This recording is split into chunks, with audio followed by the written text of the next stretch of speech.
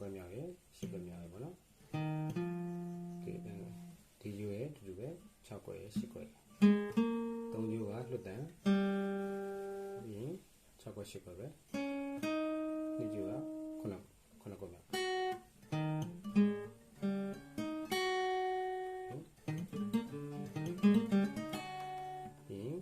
ဒီ3ယူကိုဆွဲအောင်နော်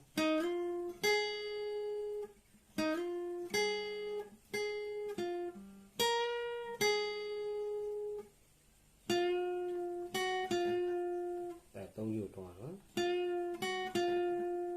ပြီးရင်3ယူရဲ့10ကွက်မြောက်ပြန်လာမယ်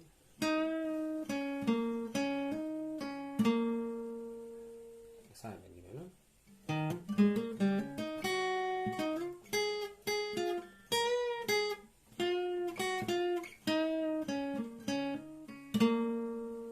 โอเคဒုတိယတစ်ခါကျတော့ဒီလေးကနော်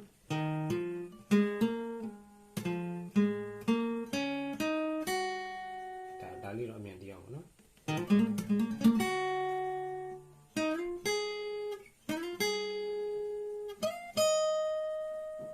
တိကျရအောင်နော်တိကျက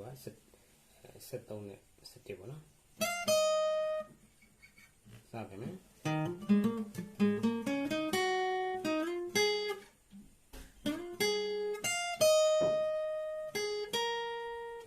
စ်ကျူက9ရယ်17အောက်ပြန်ဆင်းသွားတယ်73ကနေ17ဆွဲပါ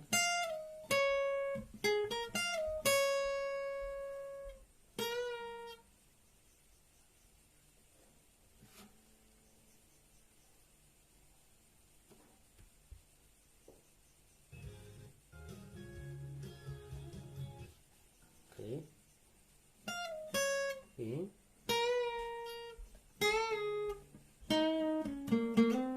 ဒီဟာလေးပြန်တော့လာမှာနော်ဒါလေးကိုနှစ်ကျိုးရဲ့ဒါလိုမျိုး9ခွဲမှာပေါ့နော်9နဲ့9နဲ့ပေါ့နော်9ကိုပဲတွန်းလိုက်တယ်ပေါ့နော်ပြီးရင်3ရွယ်10ကိုပြောမယ်6ခွဲ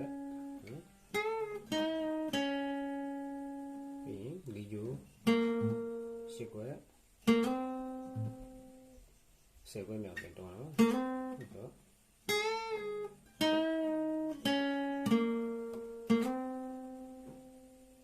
โอเคအစနေရဒီနော်အစနေ